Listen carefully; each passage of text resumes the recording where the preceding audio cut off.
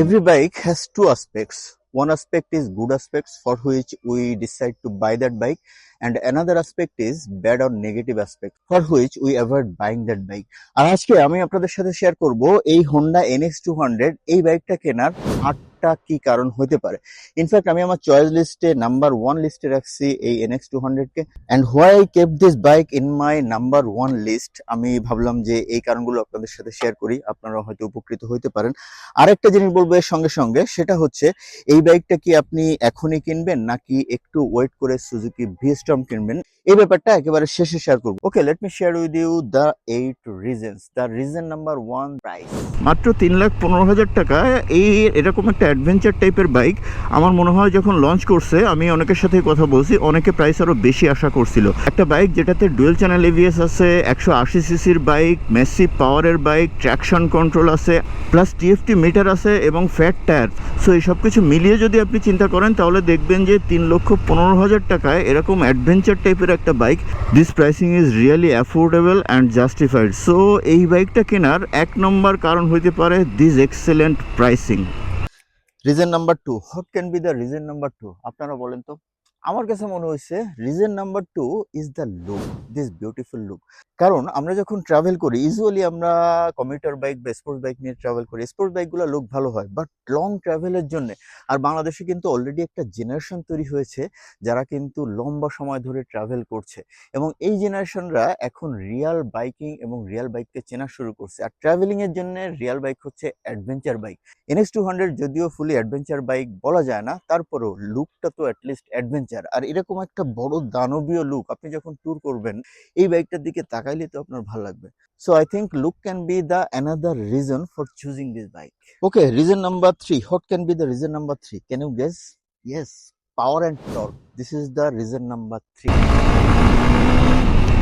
Number 2, that is power and torque. 16.5 bhp and 15.1 newton metre of torque. একটা 180 সিসির bike, আবার হোন্ডার bike কেন বলছি বা হোন্ডার নামটা কেন বলছি, বিকজ হোন্ডার প্রত্যেকটা বাইক একটা জায়গাতে ডেফিনেটলি কারো কোনো কমপ্লেন বা অবজেকশন নাই, and that is power and torque. হোন্ডার প্রত্যেকটা বাইক, স্পেশালি 150 সিসি প্লাস সেগমেন্টের বাইকগুলো, এইগুলোর পাওয়ার টর্ক নিয়ে কোনো কমপ্লেনের কোনো অপশন নাই। অ্যান্ড দিস NX200 এটা আপনাকে ওই লেভেলের পাওয়ার ডেলিভারি দিতে পারবে যতটুকু আপনার প্রয়োজন। Even sometimes this bike can deliver more power than your necessity. So definitely reason number 2 for buying this bike can be this power and torque. Reason number 4, yes, your purpose. Tour purpose, definitely it's a big fact. Tour পারপোজে generally আমরা commuter বা sports bike use করি, but tour পারপোজের জন্য ওই বাইকগুলো 100% comfortable না। মানে আমরা যেভাবে ট্যুর করতে চাই, আমাদের ব্যাগ ট্যাগ সব বেঁধে একটা বড় সড়ো বাইক হবে যেটা আমাকে কমফোর্টেবলি একটা বড় ডিস্টেন্স ট্রাভেলের জন্য উপযোগী হবে। সব কিছু মিলিয়ে আমার কাছে মনে হয় যে this NX200 is a compact choice. কারণ এই বাইকটার যে আকার আকৃতি বা এই বাইকটাতে আপনি যেভাবে মডিফাই করতে পারবেন, আপনি টপ বক্স দিতে পারবেন, প্যানিয়াল লাগাইতে পারবেন, বা সামনেও অনেক কিছু লাগাইতে পারবেন। সো সব কিছু মিলিয়ে এই বাইকটা আপনার ট্যুর পারপোজে যে রিকোয়ারমেন্ট আছে প্রত্যেকটা জায়গা ফিল করতে পারবে, and definitely that can be another point for buying this bike. And reason number 5 কি হতে পারে বলেন তো? Yes, the comfort. ওকে, কমফোর্টটা বলার আগে সুন্দর একটা কর্নারিং মারি, ইচ্ছা করতেছে কর্নারিংটা মারতে, যদিও অনেক বেশি রিস্ক নিব না, বাট ওয়াও ও শালার কর্নারিং রে। আর একটা টার্ন করি, ও নিচে বালু, বাট কোনো টেনশন নাই। Tyre grip is excellent.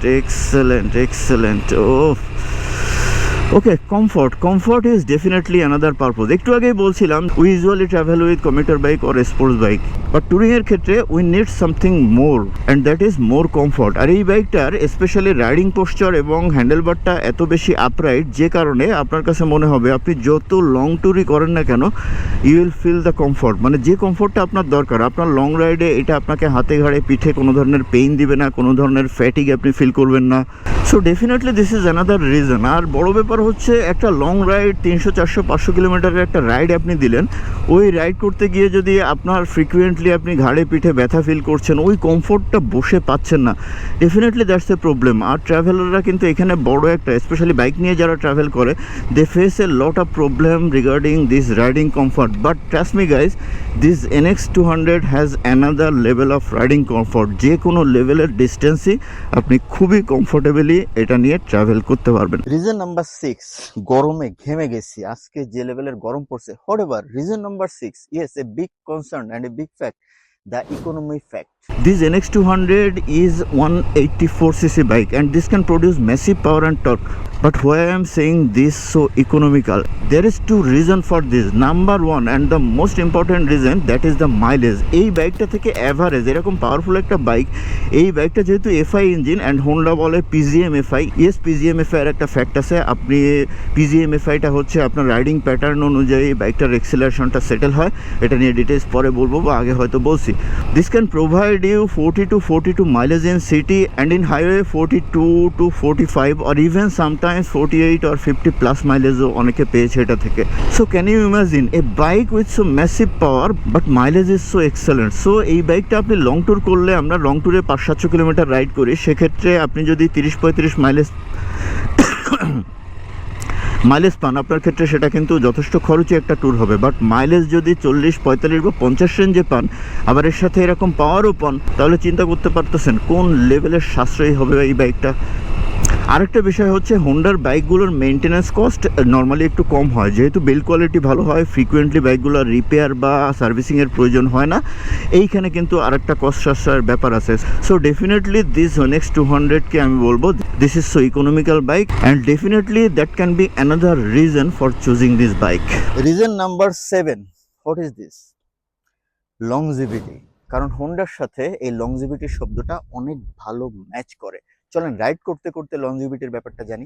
হোন্ডার প্রত্যেকটা বাইকের ক্ষেত্রে আমার মনে হয় এইখানে কোনো কন্ট্রোভার্সি আসবে না এবং সবাই আমার সঙ্গে এই পয়েন্টটাতে অ্যাগ্রি করবেন, সেটা হচ্ছে লংজিভিটি। হোন্ডার প্রত্যেকটা বাইকই লংজিভিটির জন্য বিখ্যাত। ইনফ্যাক্ট হোন্ডা বাইক কিনলে অনেকে একসময় বলা হতো যে কিনছে যে বাইকটা কিনছে সে চালাবে, তার ছেলে চালাবে, তার ছেলে চালাবে, এরকম একটা ফ্যাক্ট। মানে জেনারেশন বাই জেনারেশন হোন্ডা বাইকগুলো ইউজ করা যায়, কারণ এই বাইকগুলো অনেক ধরনের রিসার্চ ডেভেলপমেন্ট প্রসেস পার হয়ে তারপরে মার্কেটে আসে। সো ডেফিনেটলি লংজিভিটির ব্যাপারটা একটা বড় একটা ফ্যাক্ট, কারণ একটা বাইকের লংজিভিটি যত বেশি হবে ওই বাইকটা তত লম্বা সময় নিশ্চিন্তে ইউজ করা যাবে। So reason number 7 for choosing this bike can be this longevity. And reason number 8, the last reason, what can be this? Can you guess? It's a different fact. In fact, it's not something physical, it's something psychological. এই ব্যাপারটা হচ্ছে brand status. চলেন ride করতে করতে জানি। In fact রাইডে কেন কথা বলছি, এই ক্যামেরায় এই রোদ্রে কথা বলতে খুবই কষ্ট হয়ে যাচ্ছে, প্রচন্ড রোদ, ঘামতেছি, একেবারে অবস্থা খারাপ। আর রাইড করতে করতে কথা বললে সুবিধা হচ্ছে বাতাস লাগতেছে, এত কষ্ট হচ্ছে না। চলেন ব্র্যান্ড স্ট্যাটাসের ফ্যাক্টটা কি, এই NX200 এর সাথে এটার সম্পর্কটা কি, এই ব্যাপারটা রাইড করতে করতে জেনে আসি। ব্র্যান্ড স্ট্যাটাসটা কি? এটা একটু সাইকোলজিক্যাল ফ্যাক্ট। সেই ফ্যাক্টটা হচ্ছে আপনি যখন একটা বাইক ইউজ করেন, আপনার বাইক কিন্তু আপনাকে একটা ডিফারেন্ট স্ট্যাটাস প্রোভাইড করে।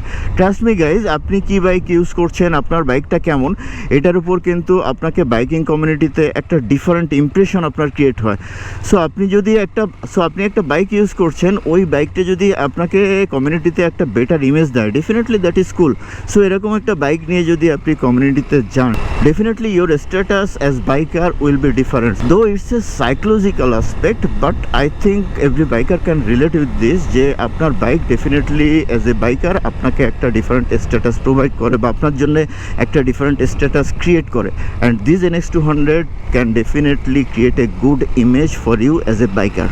সো এই ছিল 8টা কারণ, যে 8টা কারণ আমি মনে করছি যে হ্যাঁ এই বাইকটা এই 8টা কারণে আমি কিনতে পারি, যে কারণে আমি শেয়ার করলাম। আর এগুলো পজিটিভ বললাম, তার মানে এই বাইকের নেগেটিভ কিছু নাই, নট দ্যাট। আগেই বলছি যে প্রত্যেকটা বাইকের পজিটিভ নেগেটিভ দুইটা অ্যাসপেক্ট থাকে। আমাদের সঙ্গে পজিটিভলি মোস্টলি যখন ম্যাচ করবে তখনই আমরা ওই বাইকটা কেনার সিদ্ধান্ত নিই, এই হচ্ছে ফ্যাক্ট। আর এই বাইকের ডিটেলস নিয়ে খুব শীঘ্রই একটা ফুল পারফরমেন্স রিভিউ আসতেছে, ওইটার জন্য ওয়েট করেন। আরেকটা বিষয় হচ্ছে একেবারে লাস্ট যে মেইন বিষয় বা ভার্ডিক্ট বলতে পারেন, সেটা হচ্ছে বাংলাদেশের বাজারে কিন্তু সুজুকি ভিএসটর্ম 250 খুব শীঘ্রই লঞ্চ করবে। তবে একটা বিষয় হচ্ছে বাজেট। আমাদের যাদের বাজেট কম, আমার কাছে মনে হয়েছে যে NX200 মাত্র 3,15,000 টাকা ইটস বেস্ট ফর আস।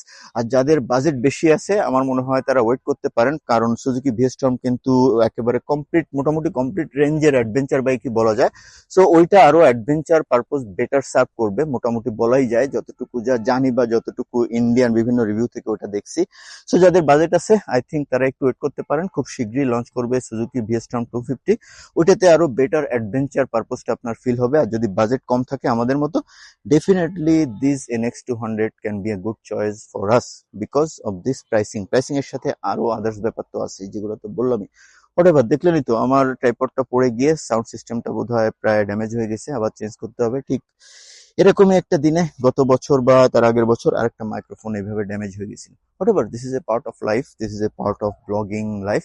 যাই হোক, অনেক রোদের ভেতরে কন্টেন্টটা করলাম। যদি ভালো লাগে একটা কমেন্ট করে দিন, সাবস্ক্রাইব করে দিন। আর এই ব্যাগটা নিয়ে আপনাদের কি মতামত বা আপনার চয়েস লিস্টে থাকলে কোন কোন কারণে থাকতে পারে, প্লিজ একটা কমেন্ট করে দিন। আর সুজুকি VS-Storm নিয়ে আপনাদের কি মতামত, সেটাও একটা কমেন্ট করে দিন। তাহলে দেখার বিষয়, এটা নেবেন নাকি VS-Storm নেবেন। Tata, bye bye.